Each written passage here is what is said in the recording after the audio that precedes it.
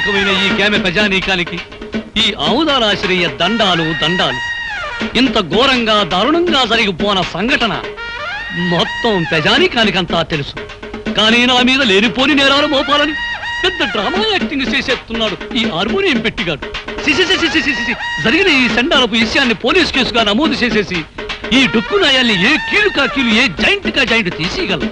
కానీ మీకేమాని కొన్ని కట్టుబాట్లున్నాయని, ఎవళ్ళు తగులు ఆల్లే సెటిల్మెంట్ చేసేసుకుంటారని నాకు అండర్స్టాండింగ్ అయిపోనాది. కనుక వద్దని అబ్బాయి ఎంత మొత్తుకుంటున్నాయనకుండా నువ్వే తీసుకొచ్చావు ఈ పంచాయతీకి. ఈ తతంగం సొత్తుంటే వాళ్ళు కావాలని పన్నిన పన్నాగంలా ఉంది. నేను చూడలేని ఘోరాన్ని, నువ్వే చూసుకో. ఇన్స్పెక్టర్ గారు, పియాతి పియమైన నా గ్రామ ప్రజలారా, ఇందులో ఇరుక్కుంది ఆడి కూతురు ఈడి కూతురు కాదు, నా కూతురు, నా కన్న కూతురు. ఈ కేసు తాలూకు తీర్పు పోలీస్ స్టేషన్ 4 గోళ్ల మధ్యలో జరగకూడదని ఈ ఇన్స్పెక్టర్ గారు ఒప్పుకున్నందుకు గాను దీని తాలూకు తీర్పు ఈ గ్రామం నడిబొడ్డులో ఈ రచ్చబండ మీద ఈ ప్రజలందరి ముందు ప్రజలే తీర్పు చెప్పాలని అందరినీ కోరుకుంటూ నేను కూడా కూరుకుంటున్నాను. ఎప్పుడూ తీర్పు చెప్పేది మీరే కదా, కానివ్వండి. నిజమేననుకో, తగు మా అమ్మాయికి సంబంధించింది కదా. మీ నిజాయితీ మీద మాకు నమ్మకం ఉంది, మీరే తీర్పు చెప్పండి. ఈ ఊళ్ళో ఉన్న ఆడపిల్లలందరూ నా సొంత కూతుళ్ళు లాంటి. ఒక ఆడపిల్లని మానభంగం చెయ్యబోయారు అంటే అది ఘోరమైన నేరం. దానికి నేనిచ్చే తీర్పు మా అమ్మాయి చేత 100 కొరడా దెబ్బలు తింటమో, లేక మా అమ్మాయి కాళ్ళ మీద పడి దండబెట్టి క్షమించు అని 3 సార్లు పేదయ్య పట్టం. నేను ఏ తప్పు చేయలేదు. చెయ్యని తప్పుకు ప్రాణం పోయినా క్షమాపణ కోరను. ఆహా, చెయ్యిన తప్పుకి క్షమాపణ కోరుకోవడం నామోసి అన్నమాట. అయితే చేసిన తప్పుకి కొరడా దెబ్బలు తిను. రే కొరడా,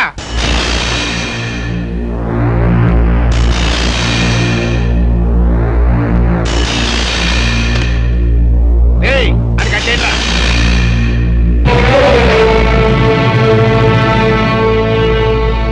నాకు నేనుగా ఈ పంచాయతీకి వస్తే తప్ప నన్నెవ్వరూ తీసుకురాలేరు. నాకు నేనుగా దెబ్బలు తింటే తప్ప నన్ను కట్టి కొట్టే మునగాడు ఈ చుట్టుపక్కల లేడు.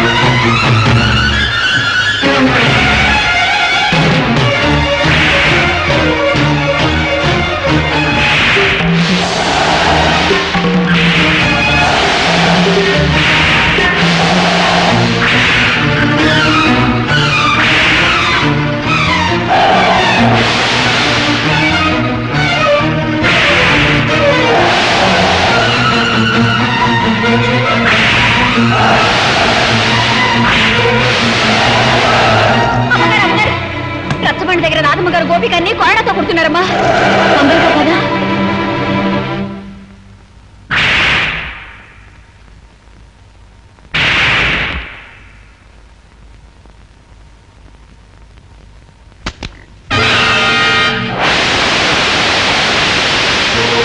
నీ ఆవేశం తగ్గిందా? నీ పగ చల్లారిందా?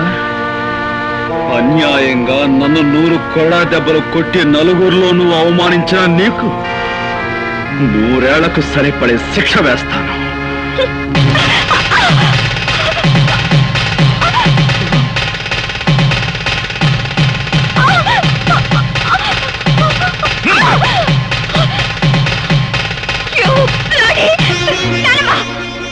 తప్పమ్మా, నీ పెళ్లి జరిగిపోయింది.